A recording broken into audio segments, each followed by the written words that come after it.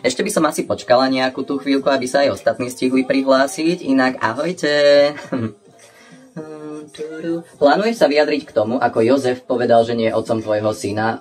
Nie, určite sa neplánujem k tomu opätovne vyjadrovať. Už som sa k tomu vyjadrila raz a ten výber tých storiek máte stále uložený v profile v highlightoch. Takže, ak niekoho zaujíma, ako to naozaj celé medzi nami bolo, nech sa páči, tam to nájdete. Čo je toto nepoškvrnené počatie? Akože seriózne? Vyzerám ako Google? Ľudia, fakt, ako čo sa ma už pýtate, ja niekedy nemám slov. No toto nejdem ani čítať, ako... Wow, Majka, dnes vyzeráš super. Jej, ďakujem moja, ahoj, pozdravujem.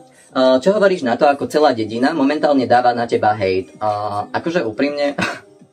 Tí, čo ma hejtujú, sa proste chcú priživiť na mojom úspechu a na tom, že som teraz v trendoch. Ako ľudia, ja chápem, že viacerí ste sa uchádzali o túto pozíciu, stať sa korábom, ktorý privezie nášho spasiteľa na tento svet, ale... Aby jestli to bolo predurčené mne, proste nezaoberám sa hejtmi. Páči sa mi tvoj outfit. Wow, ďakujem, to som kúpila dnes v akcii za 2 ťavy a 1 kozu.